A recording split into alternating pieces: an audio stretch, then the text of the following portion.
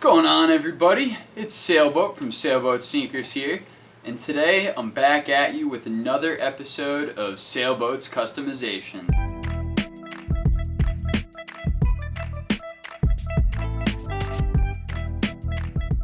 The pair in question today, a pair of VaporMax Pluses. If you guys are familiar with the VaporMax Plus, you know that the upper is the same as that found on an Air Max Plus, but it has a VaporMax sole on it. This was a pair that I picked up for myself back in 2018. I actually picked these up 5 days before the launch of the shoe because of the fine folks up at Bodega LA. Shout out to you guys, I really appreciate it. A little bit of a backstory. We were up in LA for Easter weekend back in 2018. This was right after I had broken my left arm skateboarding. We ended up going over to Bodega to check out their LA shop, and the folks that were there were nice enough to recognize that we were coming from San Diego.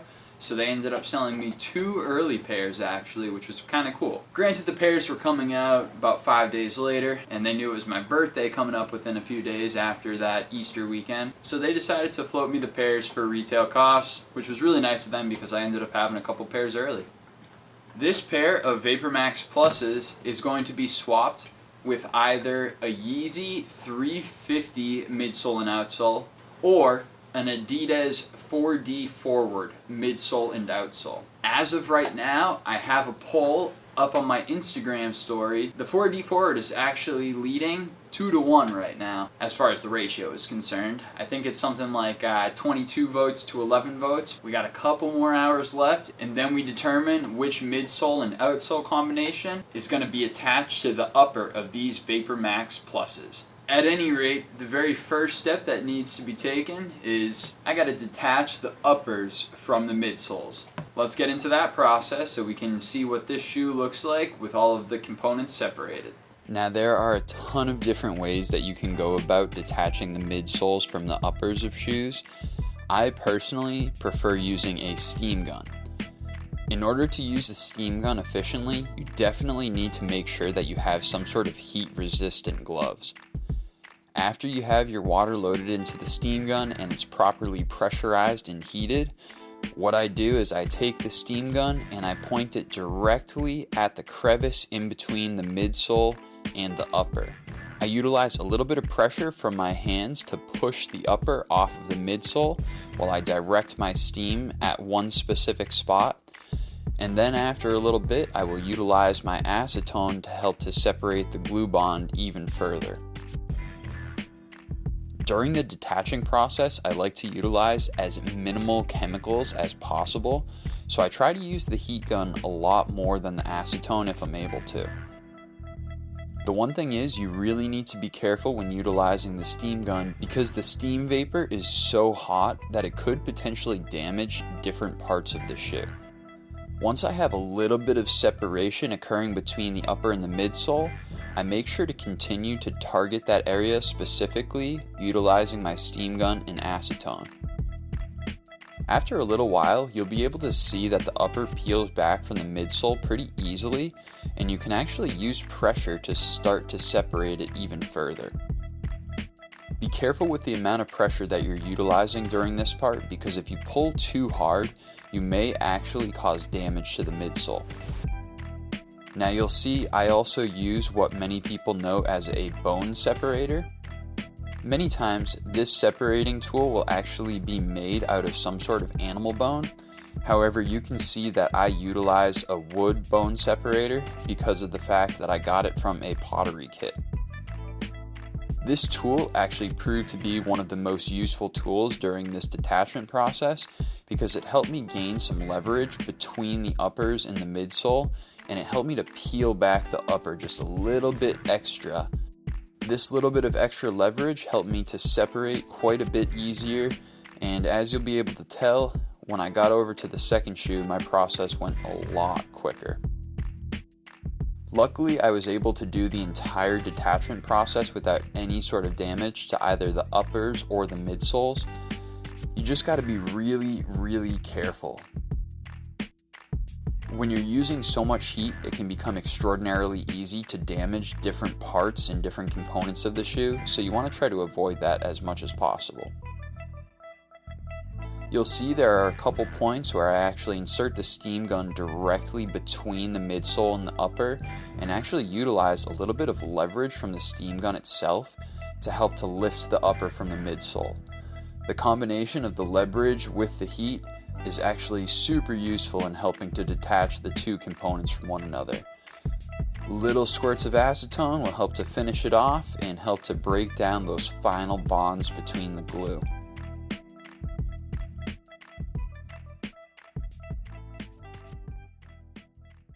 Process of detaching the uppers from the midsole is always a really challenging one because you're never really sure how the materials are going to respond to the excessive amounts of heat that you have to apply and the chemicals that you might have to use during the process of cleaning up all the old glue and getting the detachment process going. Luckily with this pair, it was actually a much easier detachment process than I had thought it would be. I didn't cause too much damage to the plastic cages along the uppers of the shoes, and the midsoles of the shoes came out completely intact with no damage to the air units. Let's take a quick look at the uppers as well as the midsole and outsole units, so you guys can see what they look like detached. And then of course we got to get into the preparation process and strip all of the remaining glue from the uppers of these kicks. So we'll start off taking a look at the right shoe here. Obviously the uppers and the midsoles are completely separated from one another. A little bit of extra glue along this kind of plastic cage portion. As I go into the different cloth-like materials,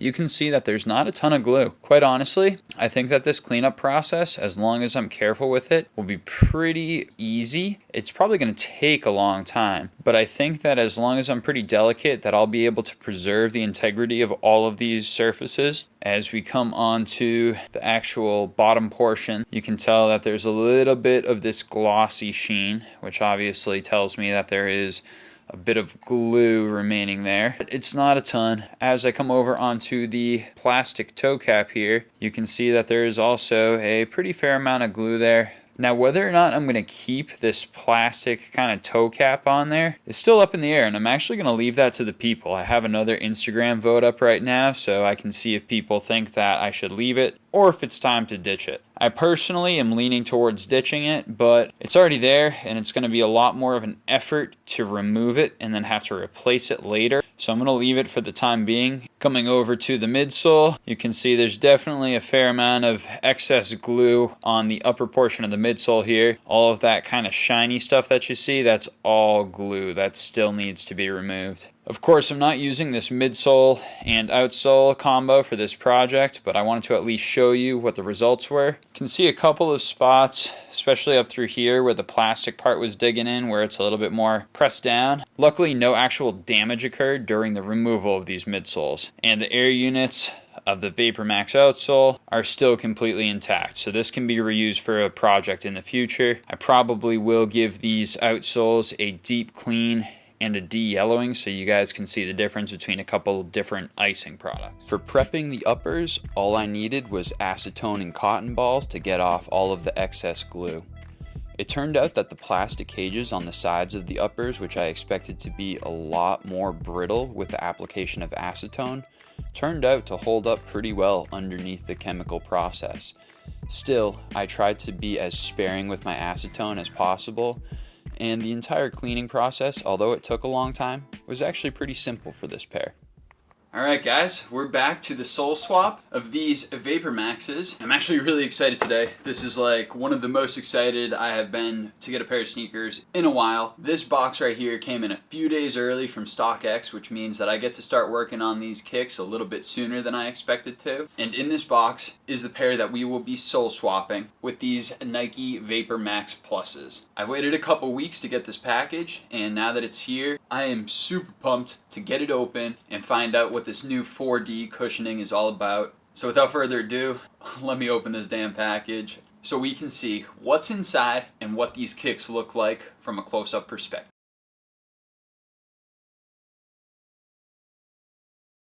Pair of 4D forwards. Oh wow.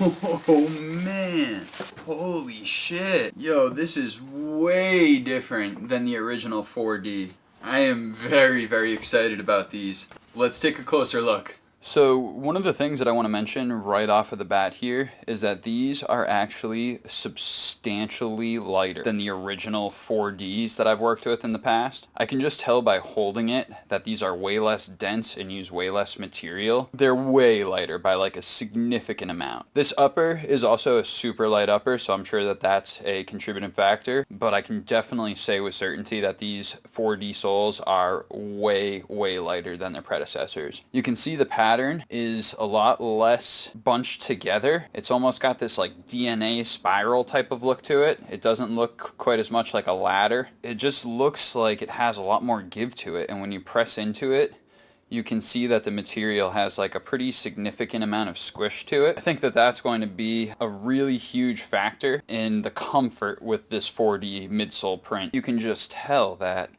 they got some good cushioning there. So if it has the same amount of spring, I think that these are going to be a really, really awesome shoe to be spending time walking around and like moving on your feet. Now that I've had these 4D forwards in hand and I've given them a little bit of a closer inspection, I think it's about time that I try them on to kind of see what their comfort is like. I'm really, really excited to find out how these feel on foot, so I'm just going to walk around the apartment for a couple minutes. But I'm getting a little bit anxious and I really, really want to separate these so I can see how they work in combination with that VaporMax upper. I'm going to try these on. I'm going to have a little bit of fun with them real quick, and then we'll get to the separation process.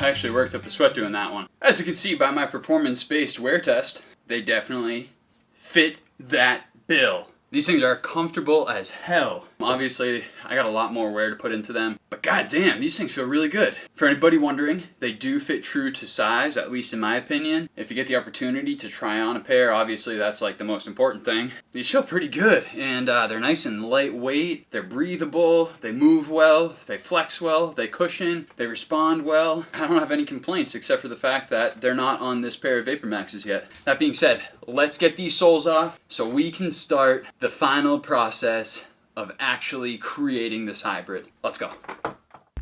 Detaching the uppers on the 4D forwards went essentially the same exact way as the VaporMax Pluses.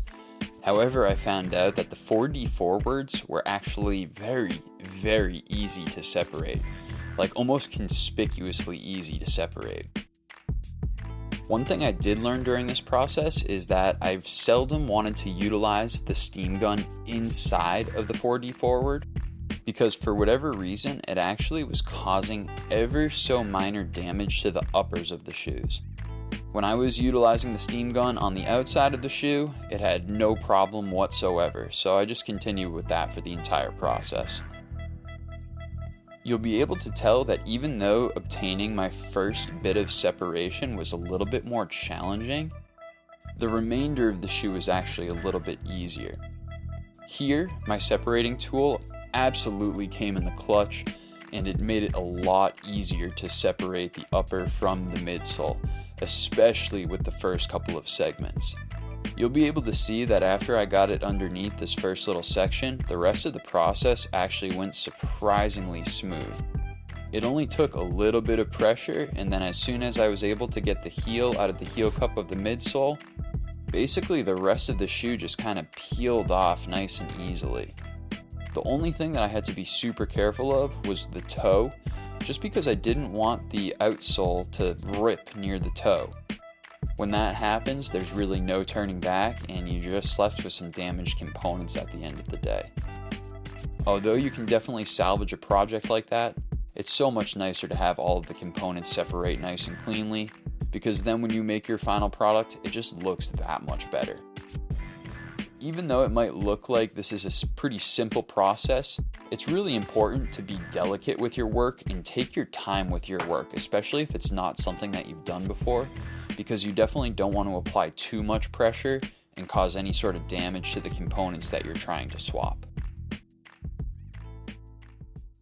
Here we are. With the 4D forwards, it turned out a lot easier to strip the uppers from the midsoles than I expected. The process was relatively clean throughout, and I only caused a little tiny bit of damage to the first upper that I was working with. Other than that, these things came out absolutely flawless, and I'm really excited to get down to the prep work so I can get them nice and clean. Let's take a closer look so that you guys can see what these look like from a very close-up perspective, because I gotta say, this 4D lattice work is very impressive. Taking a bit of a closer look at the midsoles here, pull away the uppers, take a look at the right midsole, and you can see that this lattice work is just a lot different than any of the previous renditions of 4D that Adidas has put on the market. It's got a ton of give to it, like a lot of bounce. You can see I'm just pressing in here very lightly, and all of those different spring-like components are just taking that pressure without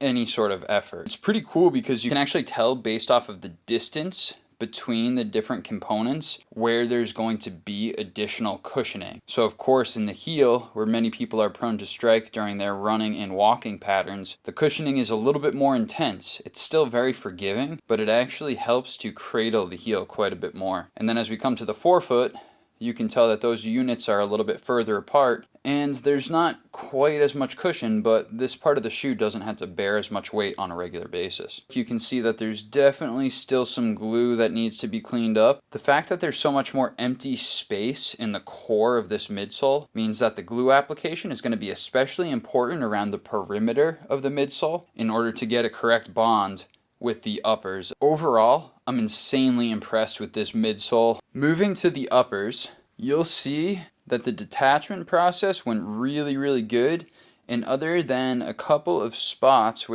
other than one spot on this right shoe, right here where you can see that material got a little bit damaged from the actual removal process, these things are looking crazy good, and there's not like a ton of excess glue on there. So it's going to be a pretty easy cleanup. And since these are all white other than the black stripes on there, I'll probably do some sort of custom dye on them. I'm going to take my time with these. I'm going to make sure that I find the right midsole and outsole combination to throw on there. But I actually like these uppers a lot more than I previously anticipated, and I'm really excited to get the chance to work with them in the future. For the time being, these will get set to the side. Now we have the 4D midsoles and the VaporMax uppers. I actually have a poll going on Instagram right now as I film this to see if I should dye the 4D midsoles to match the gradient of the uppers. But we'll see how the poll comes back, because basically I've been making these shoes based off of what everybody has telling me I should do with them, just to kind of see what the end result is like. Now that we've taken a closer look at these midsoles and the uppers from the 4D forwards, we're on to the next part of the process, which is getting all the prep work done. Obviously, I've done the majority of the prep work on the VaporMax Pluses. Additionally, I gotta clean up these midsoles and get all of the old excess glue off of there. Luckily, I think it's gonna be a relatively easy process, so I guess only time will tell. And right now, it's time to get into that prep work, so let's dive into it.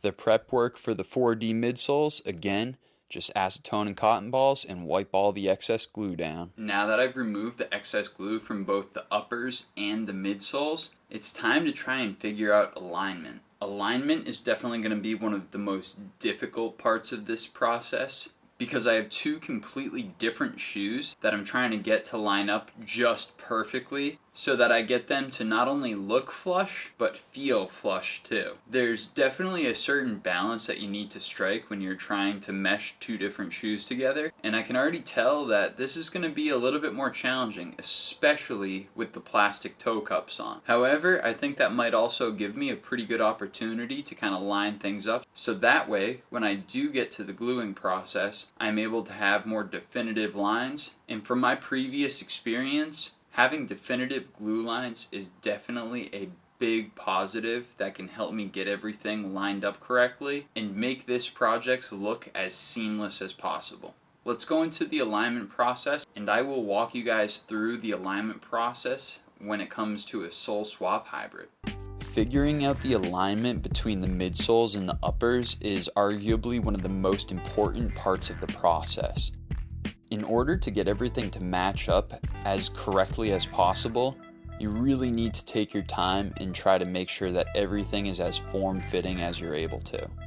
If you don't, you're going to end up with a shoe that comes out looking a bit lopsided, and that's definitely not what you want. If your shoe is lopsided, not only does it look kind of funky, but it also doesn't feel very good to walk around in. Make sure that you take your time with this and really put in your best effort to match everything up. You'll see that I utilize a wood shoe tree. I got these shoe trees from Men's Warehouse, and they tend to work really well when it comes to matching up the toe box of the shoe. I really like the amount of pressure that they're able to apply, not only in a vertical direction on the shoe, but a horizontal direction on the shoe as well. And that kind of fills out the toe of the shoe, which allows you to really match up the front as best as possible. The heel is a little bit more tricky, and you gotta kind of eyeball that, but if you can line up the toe and the heel properly, typically the sides fall into place a little bit easier. Once I had everything lined up, my next step was to just mark everything along the sides of the shoe. In the future, I will definitely be using a pencil for this process because the pen can leave a little bit of a stain, especially depending on the material of the shoe. Now, if a pen is the only thing available at your disposal, you can try and get it off as best as possible, but you'll see that I actually struggled, especially on the plastic components of the uppers here. I utilized some acetone, and even that didn't seem to remove the ink stains all the way. Once I was done with the first shoe, obviously I repeated the same exact process with the second shoe. I took plenty of time, but it was a little bit easier since I had already lined up the first shoe and kind of knew what I was looking for. Once I had my alignment looking pretty solid and I was happy with the way that components were looking when they were placed on one another, it was time to prep the uppers even further. In order to get the maximal bond between the uppers and the midsoles, I wanted to make sure that I had a little bit of a rougher surface to work with. Typically, if you have a rougher surface that's actually cleaned off really nicely, it helps with the bond that you make with your Barge Super Stick cement. If your surface is too smooth, it can actually cause issues when you're trying to get the bond, and I've had this happen to me several times when I've been working with a pair of Air Jordan 11s. I did not want this to be the case when I was working on this sole swap hybrid. After I was done dremeling all of the plastic components of the uppers, it was time to clean them off again. I wanted to make sure that the surfaces were 100% free of any sort of materials or oils that could potentially interfere with the bonding process during my reglue. As you can see, I was also able to get off a lot of the ink stains, but some of them still remained at the end, and that was something that I just had to deal with.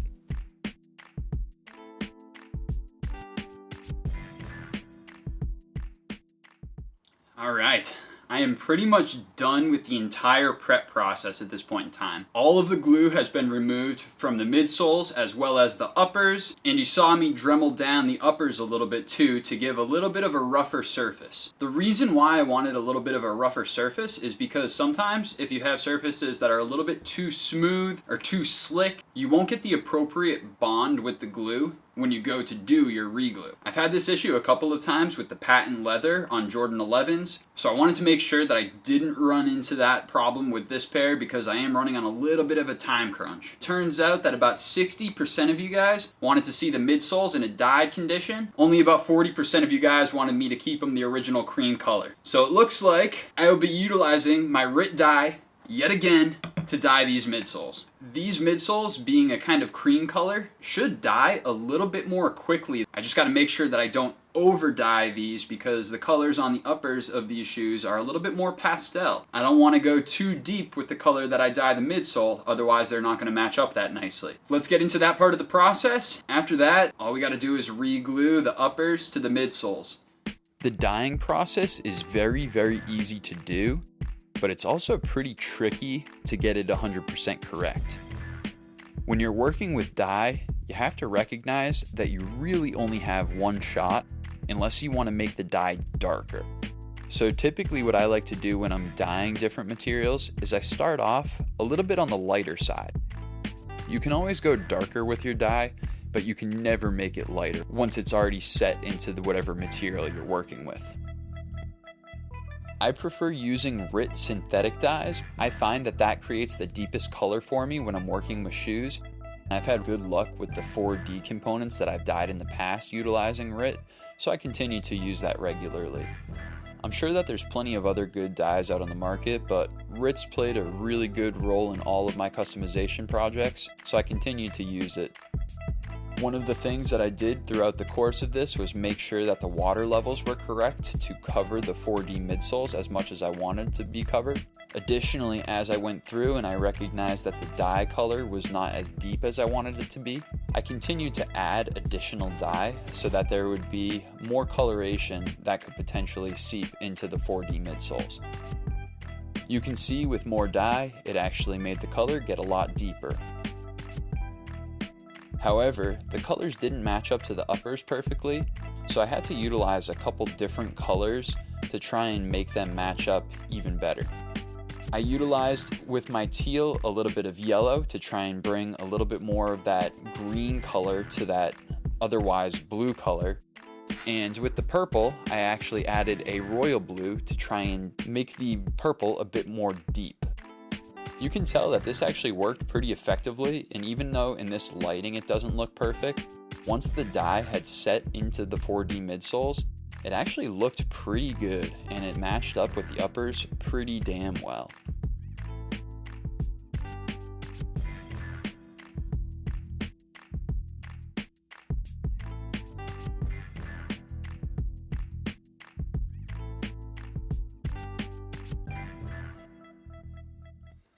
So here we are. The dye job on the 4D midsoles is officially complete. My color match is halfway decent. Unfortunately, working with dyes, it's a little bit more challenging to get a perfect color match than it is when you're working with paints. And I know that that's really saying something because working with paints, it's stupidly difficult to get a correct color match. With dyes, typically have less colors to begin with, so you gotta kind of mix out the proportions exactly perfectly. I'm really happy with the way that it came out. I think that it looks really good, and I think that once these shoes are bonded together, they're gonna be looking absolutely amazing. So without further ado, let's get down to the re-gluing process, because this is the final step in the entire process before these kicks are completed.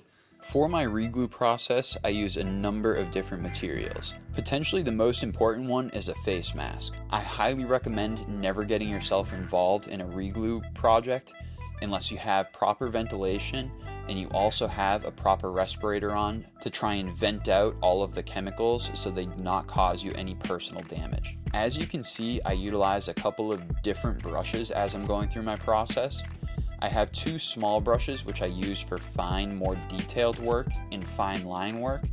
And then there's the brush that's located in the can, which I utilize for larger areas that don't require quite as much precision. As I moved over onto the 4D midsole, you can see that I work on the perimeter of the midsole quite a bit more than the center of the midsole. There is a lot more contact between the actual perimeter of the midsole and the upper that you're going to be attaching it to. So it's absolutely imperative that this area gets a fair amount of glue to create the maximal bond possible between your upper and your midsole surface. Some of the excess glue I would drag over the middle portion of the midsole. However, there's just not quite that much contact between those areas, and you really need to make sure that the perimeter of the midsole is all prepped up properly with the right amount of glue. You'll notice that I actually did several layers of glue throughout this process. I did 2 definitive layers, but I kind of doubled up on some of the spots as I was doing both of those layers to make sure that my glue was applied liberally and was going to create the best bond possible between the two surfaces. All right, guys, here we are.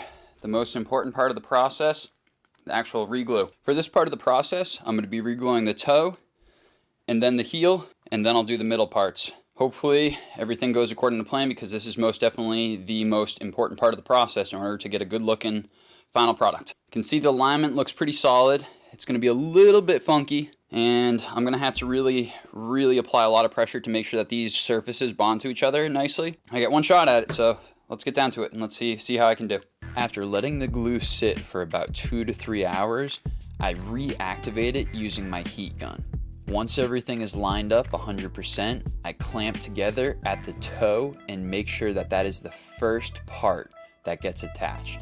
After attaching the midsole and the upper at the toe, it's incredibly important to provide consistent contact and pressure to the areas to make sure that the bond solidifies.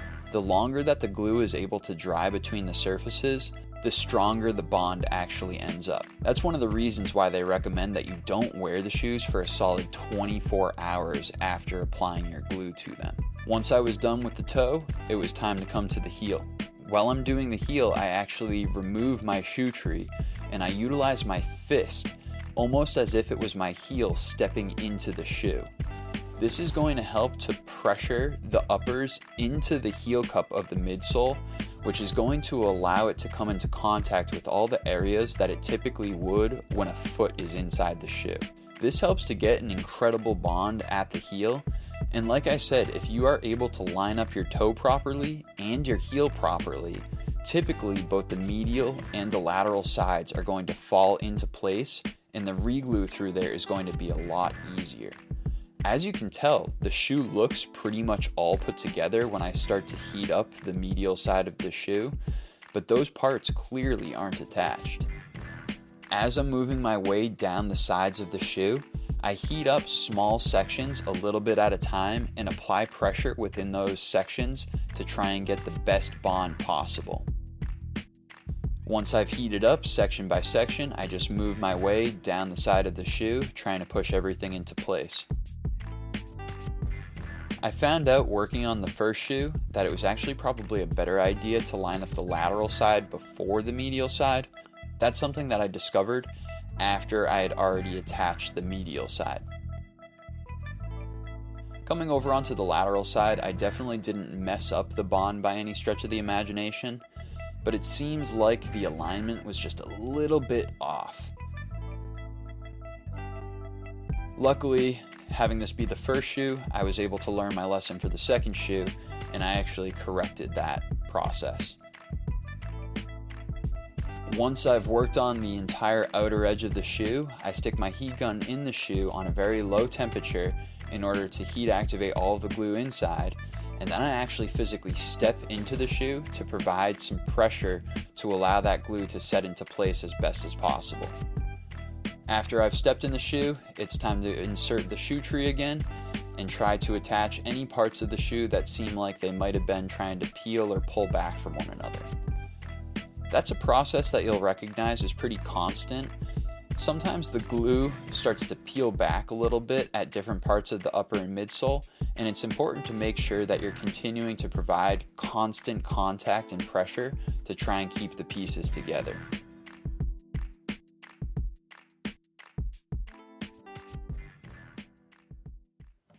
The VaporMax Plus 4D forward hybrid has come to life, and this thing is fucking sleek looking. I really am happy with the way that this shoe came out, and although there are a couple little things that I know I need to work on next time, I really couldn't be happier with the colors, with the fitting, and with the overall comfort of the shoe itself. I took a shoe that I really wasn't that into as far as the cushioning system, and I replaced it with a completely customized 4D forward midsole. Let's zoom in a little bit so you guys can see what these shoes look like nice and close. So let's just go ahead and take a closer look. Look at the right shoe first. Coming over to a side view, you can see that my bond between the midsole and the upper is actually really solid. Other than just a little bit of a pen mark which kind of stained that plastic caging there, they're looking pretty good all the way through. There's very minimal separation of any sort, and the glue lines are pretty even. On this right shoe, I was a little bit off center with the toe cap placement, but it actually wasn't too bad. Now coming along to the medial side of the shoe. This is where you're gonna see that I actually had a lot of over gluing on the uppers, because I kind of misaligned everything from the very beginning when I drew my lines on there. So all of that is actually dremeled down a little bit, and there's glue there that obviously didn't stick onto the 4D midsole just because of the shape and the fitment of everything. Now the fitment is absolutely perfect as far as the footbed of the uppers and the midsole itself, so all of that glue I can wipe down at some point in time or maybe work it away with a Dremel, but for now it doesn't really look all that bad. You can't even really tell when you have them on feet, so it's not something I'm going to worry about for the time being. There's also a little bit of a thread that's stuck up right here that I'm going to have to Dremel down at some point in time. But again, for the time being, I'm just going to let it ride. You can tell that if I remove the insoles that I've placed, the alignment is actually really solid. Like there's no wrinkles or anything in the footbed of the uppers, which is a very challenging thing to get just right. Moving on to the left shoe here, you can see again similar issues as far as the kind of over gluing on this medial aspect of the shoe. It doesn't really take away from the overall look of the shoe, especially when they're on feet, and it's something that I'll probably take care of in the future. A little bit of extra pen staining on this side, unfortunately. Coming over to the toe, you can see that everything looks pretty good as we get around to the actual toe cap. I was even able to get a really nice connection at this white portion of the toe cap, right by the actual outsole portion of the toe cap, which I didn't necessarily expect to get, but it turned out looking pretty good. Coming over onto the lateral side of the shoe, again, you can see pretty much the same deal going on. It looks pretty solid, and on this side there's really no overglue or anything like that. The colors ended up matching brilliantly too. It took me a while to get the right balance, and I had to mix a few dyes together to get the exact right colors, but overall they matched up so nicely, especially with this green. The purple's a little bit more off. It was really challenging to get that actual like purpley hue, but I think that it matches up pretty nicely for the overall kind of look of the shoe, and it really doesn't take away from the purple on the uppers at all. You can tell,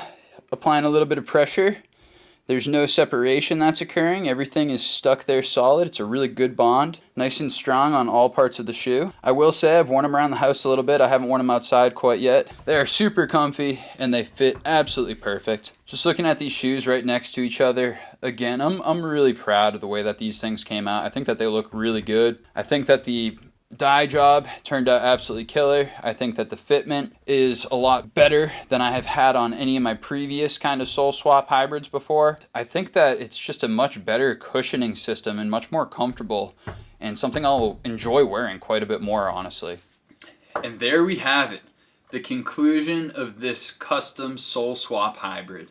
Like I said, I am just absolutely ecstatic with the results. Like, these really came out a lot better than I expected them to. The color looks amazing, the fitting is amazing, and the comfort is absolutely out of this world. Although there are a couple things to work on next time, at least I've had the experience and I can continue to progress forward, because these sole swaps are only going to get more and more intense as I continue to move into the future. I really appreciate you guys coming through to watch this video. I hope that this gives you a little bit more insight as to the process of creating one of these sole swap hybrids. Obviously, it's a lot of work for a single shoe, but the results, as long as the fitment works out properly, can be absolutely out of this world. This pair definitely accomplished everything that I wanted, and even a little bit more. Thank you guys so much for checking in on this episode of Sailboats Customizations featuring this VaporMax Plus 4D Forward Hybrid. Like I said, I'm crazy pumped on the results, and I can't wait to put these things on feet. They will definitely be for display at future conventions, so if you do happen to see us out there, take a look, because I'll either have them on foot or have them on display so you guys can see all of the customization work up close and in person. For everybody that's still here, I appreciate you sticking around until the cold bitter end. As always, I'm Sailboat, and I'm out of here.